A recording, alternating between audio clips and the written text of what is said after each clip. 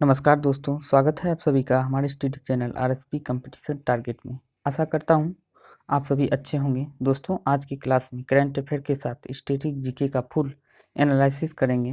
यह क्लास आपके लिए कितना हेल्पफुल है, कमेंट बॉक्स में कमेंट जरूर करें। दोस्तों, अगर इस क्लास का आप पीडीएफ चाहते हैं तो वीडियो के नीचे डिस्क्रिप्शन में टेलीग्राम का लिंक दिया हुआ है, वहाँ से जाके आप इस क्लास का पीडीएफ नोट बुक डाउनलोड कर सकते हैं। चलिए इस क्लास को बिना विलंब किए स्टार्ट करते हैं। ये लो भाई साहब, आज की बहुत ही बढ़िया ताज़ा खबर निकल के आ रही है। हाल ही में सर्वे रिपोर्ट के अनुसार पता चला है कोरोना के कारण महिलाओं का एकत्र नहीं हो पा रही है, महिलाएं एकत्र नहीं हो पा रही है। चुगली में आई भारी गिरावट, चुगली में भारी गिरावट आ रही है भाई साहब। महिलाओं ने तो मौज कर दी है। ये लोग सोच रही है कि कब कोरोना का आरंभ सत्य हो और लॉकडाउन टूटे, तब हम लोगों को मौज आए। तो दोस्तों चलिए आज की क्लास चलिए तो दोस्तों पहला नंबर क्वेश्चन स्टार्ट करते हैं।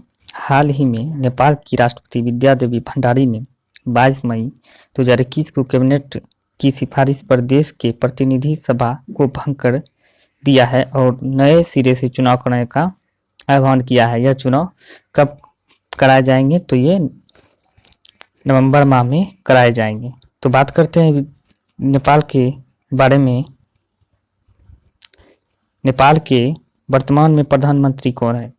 वर्तमान में प्रधानमंत्री केपी शर्मा ओली है, जो कि हाल ही में शपथ ग्रहण किए थे और फिर से इसको हटा दिया गया। और इन्होंने दावा किया था कि इसके पास 153 सांसद है, जिस सांसदों का समर्थन इसे हासिल है केपी शर्मा ओली को।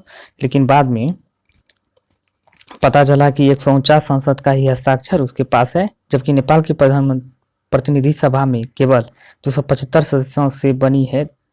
और भाई साहब, यहाँ पर चीन चाहते हैं कि मेरे समर्थन का सरकार बने, और केपी शर्मा ओली इसी के समर्थन करते हैं, चाइना का ही।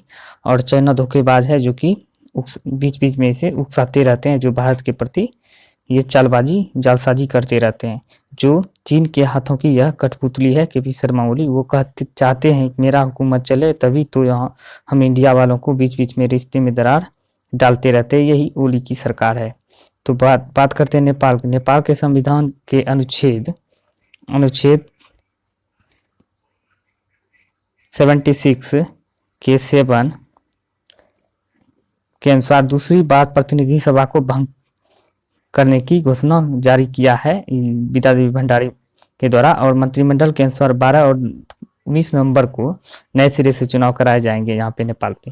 तो चलिए बात करते हैं नेपाल की। और नेपाल के बारे में। तो नेपाल का संविधान कब लागू हुआ था? ये 2015 में नेपाल का नया संविधान लागू हुआ था। नेपाल दोस्तों बात करते हैं नेपाल के प्रथम राष्ट्रपति कौन थे। तो राष्ट्रपति की बात करते हैं दोस्तों, ये मिस टाइपिंग की वजह से यहाँ आ गए हैं। तो ये नेपाल के प्रथम राष्ट्रपति की बात करते हैं तो ये हो जाएगा रामवरण यादव प्रथम राष्ट्रपति थे। और दूसरी की बात करें तो विद्या देवी भंडारी दूसरी राष्ट्रपति थे। और बात करते हैं नेपाल के प्रथम प्रधानमंत्री की। तो प्रथम प्रधानमंत्री जो है नेपाल के, तो ये विश्वेश्वर प्रसाद कोइराला, ये नेपाल के प्रथम प्रधानमंत्री बने थे। और ये जो है मिस टाइपिंग की वजह से उलट फिर हो गया है, तो दोस्तों कोई बात नहीं है। तो ये विश्वेश्वर प्रसाद कोइराला नेपाल के प्रथम प्रधानमंत्री थे। और रामवरण यादव की बात करते हैं तो नेपाल के प्रथम राष्ट्रपति थे। तो और दूसरी राष्ट्रपति विद्या देवी भंडारी थी। नेक्स्ट क्वेश्चन की बात करते हैं। तो नेपाल के बारे में एक और फैक्ट बात जान लेते हैं। दुनिया का सबसे ऊंचा पर्वत माउंट एवरेस्ट नेपाल में स्थित है और इसे सागरमाथा के नाम से जाना जाता है। और ये एशिया महाद्वीप में स्थित है। नेपाल देश एशिया महाद्वीप में स्थित है। बात करते हैं नेक्स्ट क्वेश्चन सेकंड की। तो हाल ही में किस राज्य ने पॉलिटेक्निक शिक्षा ऐप लॉन्च किया है? पॉलिटेक्निक शिक्षा ऐप को लॉन्च किया है, तो ये राजस्थान राज्य के द्वारा लॉन्च किया गया है। तो बात करते हैं नेक्स्ट, इसका मतलब वजह क्या है, किस वजह से इसे लॉन्च किया गया। तो पूर्व प्रधानमंत्री राजीव गांधी की पुण्यतिथि पर राजस्थान तकनीकी पुण्यतिथि पर राजस्थान तकनीक शिक्षा मंत्रालय शिक्षा मंत्री सुभाष गर्ग ने एंड्रॉयड आधारित पॉलिटेक्निक शिक्षा ऐप लॉन्च किया है। तो बात करते हैं राजस्थान के बारे में।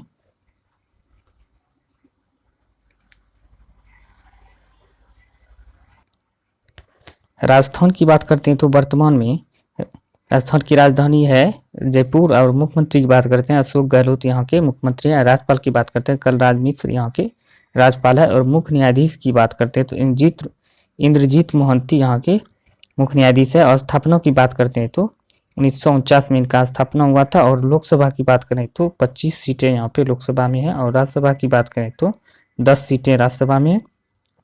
और विधानसभा की बात करें तो 200 कुल सीटें विधानसभा में है। नेक्स्ट नंबर क्वेश्चन है अंतर्राष्ट्रीय जैव विविधता दिवस हर साल किस तिथि को मनाया जाता है? हर साल 22 मई को मनाया जाता है अंतर्राष्ट्रीय जैव विविधता दिवस। अंतर्राष्ट्रीय जैव विविधता के का जो है कब से मनाया जाता है जानते हैं चलिए। तो संयुक्त राष्ट्र संघ के द्वारा 1992 में 1992 में जब पहली बार रियो डी जेनेरियो में पहला पृथ्वी शिखर सम्मेलन हुआ था, उसी दिन से हम जैव विविधता दिवस के रूप में मनाते हैं। जानते हैं 22 मई को ब्राजील के रियो डी जेनेरियो में पृथ्वी सम्मेलन आयोजित किया गया था, इसी दिन से मनाते हैं। और 2021 का थीम था जैव विविधता वर्ष का B R part of the solution #4नेचर #4नेचर। और नेक्स्ट क्वेश्चन की बात करते हैं किस राज्य सरकार ने नियमित निगरानी सुनिश्चित करने के लिए हिट कोविड ऐप लॉन्च किया है? तो यह बिहार सरकार के द्वारा लॉन्च किया गया है।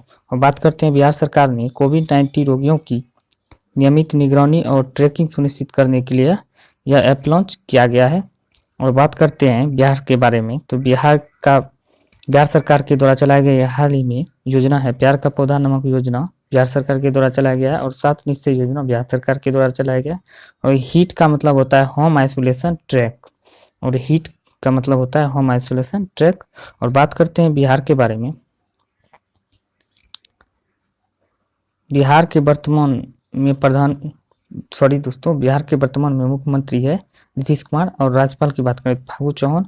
और मुख्यमंत्री की बात करें तो संजय करोल यहाँ के मुख्य न्यायाधीश है बिहार के। और स्थापना की बात करें तो 22 मार्च 1912 में बिहार की स्थापना हुआ था। लोकसभा सीटों की बात करें तो 40 है इसमें लोकसभा सीटें। और राज्यसभा सीटों की बात करें तो 16 इसमें राज्यसभा सीटें। और विधानसभा की सीटों की बात करें तो 243 यहाँ में बिहार में विधानसभा सीटें हैं। और बात करते हैं बिहार की तो बिहार का सीमा लगते हैं उत्तर प्रदेश से, झारखंड से, बंगाल से। और अंतर्राष्ट्रीय सीमा लगते हैं नेपाल से। नेक्स्ट क्वेश्चन की बात करें तो 1985 बैच के किस आईपीएस अफसर को अस्थायी रूप से दिल्ली का पुलिस आयुक्त नियुक्त किया गया है? तो ये किसे नियुक्त किया गया है? तो SN श्रीवास्तव को नियुक्त किया गया है। इसको अतिरिक्त प्रभार दिया गया है। और बात करते हैं दिल्ली के बारे में। दिल्ली सरकार के द्वारा मुख्यमंत्री घर घर राशन योजना की शुरुआत किया गया है। और बात करते हैं कि और दिल्ली के बारे में फरिश्ते दिल्ली योजना की शुरुआत दिल्ली सरकार के द्वारा ही किया गया है। और दिल्ली की बात कर लेते हैं तो वर्तमान में दिल्ली की CM जो अरविंद केजरीवाल है। और उपराज्यपाल की बात करते हैं तो अनिल बैजल यहाँ के उपराज्यपाल है। लोकसभा सीट की बात करें तो 7 है। और विधानसभा सीट की बात करें तो 70 है यानी 70 है। और दिल्ली एक संघ शासित राज्य है। नेक्स्ट क्वेश्चन की बात करें तो RBI ने फुल KYC PPI की सीमा 1 लाख से बढ़ाकर कितने लाख रुपए कर दी है? 1 लाख रुपए से बढ़ा के कितने लाख रुपए कर दिए? 2 लाख रुपए कर दी गई है। तो बात करते हैं RBI के बारे में। तो RBI की स्थापना की बात करें तो 1935 में RBI की स्थापना हुआ था। और RBI के प्रथम गवर्नर की बात करें तो ऑसबॉर्न स्मिथ थे।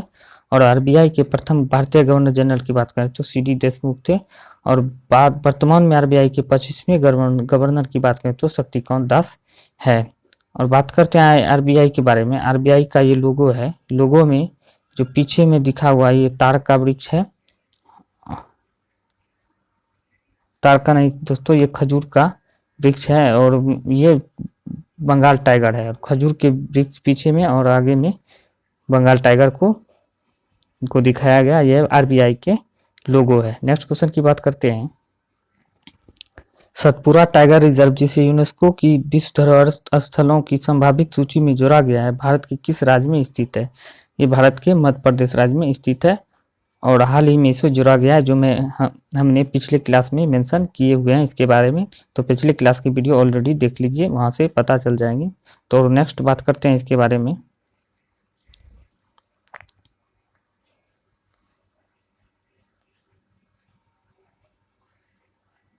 संस्कृति मंत्रालय की हालिया घोषणाओं के अनुसार भारतीय पुरातत्व सर्वेक्षण विभाग ने यूनेस्को की विश्व धरोहर स्थलों की संभावित सूची में 6 भारतीय स्थलों को प्रस्तुत किया है। इन 6 स्थलों में से मध्य प्रदेश में सतपुड़ा और टाइगर रिजर्व है, और वाराणसी का प्रतिष्ठित रिवर फ्रंट है, और नदी कर्नाटक में हीरे केम्बल मेगालिथिक साइट है, और महाराष्ट्र में मराठा सैन्य वास्तुकला है। नर्मदा नदी घाटी जबलपुर में भेड़ घाट, लमेता घाट और कांचीपुरम के तमिलनाडु मंदिर को इसमें अस्थायी सूची में जगह मिली है। तो नेक्स्ट बात करते हैं, हाल ही में पर्यावरण विज्ञान के संदर्भ में खबरों में रहा है A76 क्या है? पर्यावरण विज्ञान के संदर्भ में हाल ही में खबरों में रहा है A76 क्या है? तो यह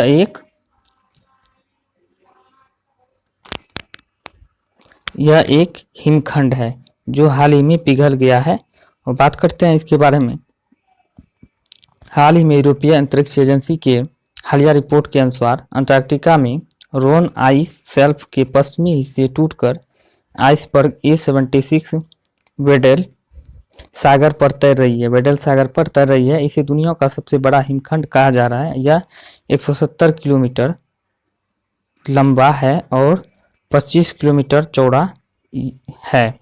तो बात करते हैं, यह सब जो है हो रहा है ग्लोबल वार्मिंग का कारण है, और अगर इसी तरह हिमखंड पिघलते रहें तो समुद्र नदियों का जलस्तर बढ़ जाएंगे और समुद्र के किनारे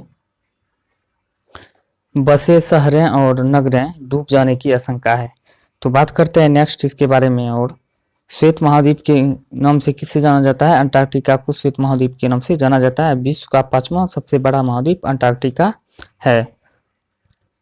नेक्स्ट क्वेश्चन है, ये है अंटार्कटिका, जो ये भाग जो लाल वाली दिखाई गई है यहाँ पे है, ये आइसबर्ग जो पिघल गया है और ये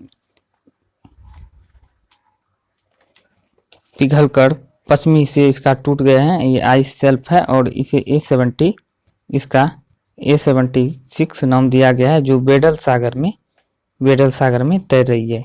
तो ये यहाँ पे दिखाया गया ये भाग जो है तैर रहे हैं। तो बात करते हैं अब नेक्स्ट क्वेश्चन के बारे में। ऑक्सफोर्ड यूनिवर्सिटी के छात्र संघ उपचुनाव में भारतीय मूल की किस लड़की को अध्यक्ष चुना गया है? तो अन्वी भूटानी को इसका अध्यक्ष चुना गया है। अब बात करते हैं, ऑक्सफोर्ड यूनिवर्सिटी के छात्र संघ उपचुनाव में भारतीय मूल की अन्वी भूटानी को अध्यक्ष चुना गया है। अन्वी मानव विज्ञान की छात्रा है, अपनी राजनीतिक जागरूकता को लेकर काफी लोकप्रिय है। तो बात करते हैं ऑक्सफोर्ड यूनिवर्सिटी कहाँ स्थित है? ऑक्सफोर्ड यूनिवर्सिटी है लंदन में स्थित है। और बात करते हैं, इंग्लैंड यूरोप महाद्वीप में स्थित है। और बात करते हैं, लंदन इंग्लैंड का राजधानी है और इंग्लैंड जो है यूरोप महाद्वीप में स्थित है। वर्तमान समय में इंग्लैंड के प्रधानमंत्री की बात करें तो बोरिस जॉनसन ब्रिटेन के प्रधानमंत्री है। और बात करते हैं नेक्स्ट क्वेश्चन की, सरकार ने DAP उर्वरक पर सब्सिडी में कितने प्रतिशत वृद्धि की है? तो 140% कुल 140% की वृद्धि करी गई है। तो बात करते हैं इसके बारे में। तो DAP का फुल फॉर्म की बात करें तो DAP का फुल फॉर्म होता है डायमोनियम सल्फेट। हाल ही में केंद्र सरकार ने DAP में 140% की वृद्धि की गई है, जिसमें 500 रुपये प्रति बैग से बढ़ाकर 1200 रुपये प्रति बैग कर दिया गया है।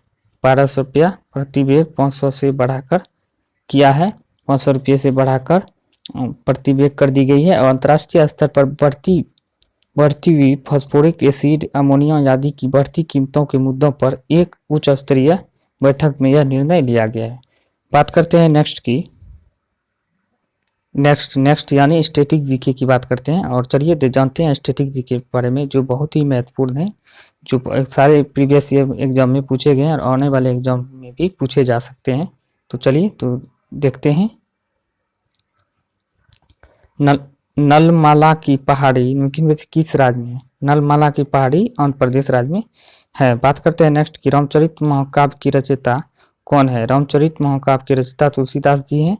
और मेघालय का लोकप्रिय फसल कटाई त्योहार कौन सा है? वंगला मेघालय के लोकप्रिय फसल कटाई त्योहार है। मलाबार के दक्षिणी तालुकों में मलाबार विद्रोह किस वर्ष हुआ था? तो 1921 में मलाबार विद्रोह हुआ था। और नेक्स्ट बात करते हैं, किस राज्य का एक प्रसिद्ध लोक नृत्य गरबा है? तो गुजरात राज्य का एक प्रसिद्ध नृत्य गरबा है।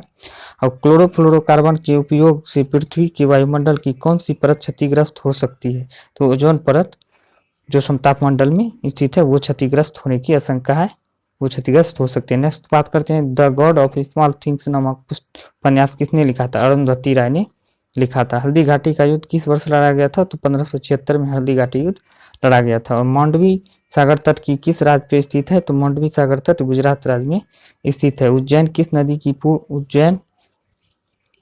के पूर्व की ओर मालवा के पठार पर स्थित है? तो ये छिपड़ा नदी के पर स्थित है। चलिए अब बात करते हैं रिवीजन।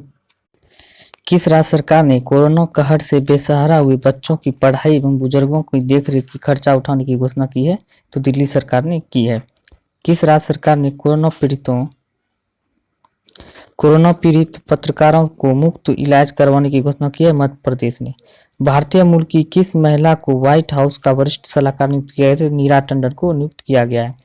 बात करते हैं नेक्स्ट की, वह देश जिसका जुरोंग रोवर 7 महीने की अंतरिक्ष यात्रा पूरी करने के बाद मंगल ग्रह पर सफलतापूर्वक लैंड कर गया है। चीन का यह मिशन था जो लैंड कर गया है सफलतापूर्वक। किसने मिस यूनिवर्स 2020 का खिताब अपने नाम किया है? एंड्रिया मेजा जो मेक्सिको की है अपने नाम किया है। बात करते हैं नेक्स्ट की, कर्नाटक के मुख्यमंत्री बीएस येदियुरप्पा ने कोविड-19 के कारण लॉकडाउन लगाए जाने से हुए नुकसान के लिए कितने करोड़ रुपए की राहत पैकेज देने की घोषणा की है? 1250 करोड़ की राहत पैकेज देने की घोषणा की गई है। माली के प्रधानमंत्री के रूप में फिर से किसे नियुक्त किया गया है? तो मोख्तर ओने को नियुक्त किया गया है। कनाडा के किस फाइटर ने ब्रेंडन वेरा को हराकर सिंगापुर की वन चैंपियन में हैवीवेट विश्व चैंपियन का खिताब अपने नाम किया है? अर्जन सिंह भल्लर ने किया है। हाल ही में राजस्थान के जिस पूर्व मुख्यमंत्री का कोरोना की चपेट में आने से 93 वर्ष की उम्र में निधन हो गया, तो उसका नाम क्या है? तो जगन्नाथ पहाड़िया है। पाकिस्तान के नए राष्ट्रीय सुरक्षा सलाहकार के रूप में किसे नियुक्त किया गया? तो मोईद यूसुफ को नियुक्त किया गया है। चलिए और नेक्स्ट क्वेश्चन की ओर बढ़ते हैं। अफगानिस्तान देश की राजधानी की बात करें तो काबुल है और मुद्रा अफगानी है। तो नेक्स्ट देश की बात करते हैं, अल्जीरिया देश की राजधानी अल्जियर्स है और यह इसकी मुद्रा जो है दिनार है। बात करते हैं नेक्स्ट की, इंडोनेशिया की देश की मुद्रा जकार्ता है और इंडोनेशिया देश की राजधानी जकार्ता है। और बात करते हैं मुद्रा तो रुपया है। नेक्स्ट को है इजराइल की बात करते हैं तो इजराइल देश की राजधानी जेरूसलम है और मुद्रा की बात करें तो इजराइल न्यू शेकेल इसकी मुद्रा है। नेक्स्ट क्वेश्चन की बात करते हैं, देश इराक की देश की राजधानी बगदाद है और मुद्रा की बात करें तो इसकी मुद्रा इराकी दिनार है। तो दोस्तों चलिए नेक्स्ट की ओर बढ़ते हैं। चलिए तो दोस्तों बात करते हैं राष्ट्रीय उद्यान एवं अभ्यारण्य के बारे में। तो फटाफट रिवीजन कर लेते हैं। काजीरंगा राष्ट्रीय उद्यान जो असम में है और मानस वन्य जीव अभ्यारण्य भी असम में है। गर्म पानी वन्य जीव अभ्यारण्य असम में है और सोनाई रूपा वन्य जीव अभ्यारण्य असम में है। डिब्रू साइखोवा राष्ट्रीय उद्यान असम में है। नामेरी राष्ट्रीय उद्यान असम में है। औरंग राष्ट्रीय नेशनल पार्क औरंग राष्ट्रीय उद्यान असम में है। चलिए एक बार फिर से रिवाइज कर लेते हैं। काजीरंगा उद्यान असम में है। मानव वन्य जीव अभ्यारण्य असम में है। गर्म पानी वन्य जीव अभ्यारण्य असम में है। सोनाई रूपा वन्य जीव अभ्यारण्य असम में है। डिब्रू साइखोवा राष्ट्रीय पार्क असम में है और नामेरी राष्ट्रीय उद्यान असम में है। औरंग राष्ट्रीय उद्यान असम में है। उम्मीद करते हैं कि ये श्रृंखला आपको पसंद आ रही होंगी। कमेंट सेक्शन में ज़रूर बताएं। अगर आपको अच्छा लगेगा तो इस तरीके से हम लोग इसे जारी रखेंगे और आने वाले समय में हमारा प्रयास यही रहेगा ताकि आप किसी भी एग्ज़ाम से पहले आपकी तैयारी बेहतर हो, साथ ही साथ आप किसी भी एग्ज़ाम से पहले रिवीजन कर लें तो मैक्सिमम आपके प्रश्न एग्ज़ाम में यहाँ से आ सकते हैं। धन्यवाद।